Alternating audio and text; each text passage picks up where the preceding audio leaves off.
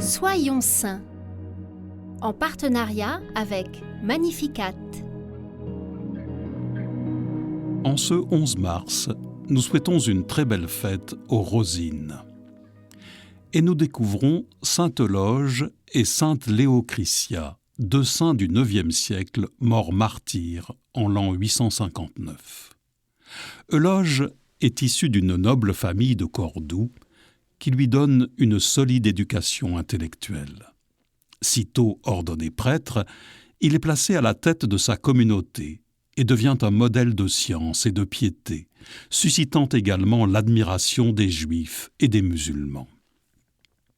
À cette époque, les Maures ont envahi une partie de l'Espagne et à partir de 850 se mettent à persécuter les chrétiens qui étaient majoritaires et à qui les Sarrasins ne parvenaient pas à faire embrasser l'islam. Euloge encourage les chrétiens à rester fidèles à leur foi et à tenir bon. Beaucoup doivent à son zèle et à ses écrits éloquents de demeurer unis jusqu'au bout à Jésus-Christ.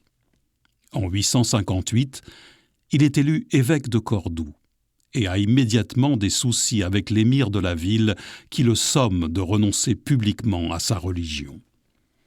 Euloge s'y refusant, il est arrêté et torturé sans jamais céder. Emmené devant le juge, Euloge va carrément exposer avec vigueur les erreurs et impostures de Mahomet, puis lui proposer de devenir chrétien. Furieux de son audace, le juge le condamne et l'envoie devant le conseil du prince musulman. Là, le vaillant Euloge continue de prêcher l'Évangile. Tant et si bien que, pour éviter que trop de musulmans ne soient convaincus par ses propos, on se hâte de le condamner à la décapitation. Comme il approche du lieu de son supplice, un soldat le gifle. Alors Euloge lui tend son autre joue et le soldat le frappe de nouveau.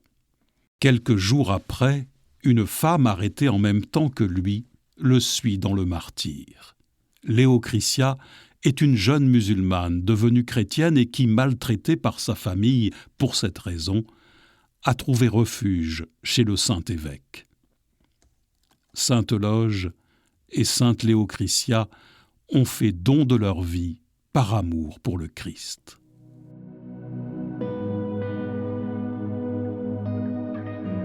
Seigneur, fortifie nos cœurs et donne-nous de toujours te rester fidèles en parole et en acte.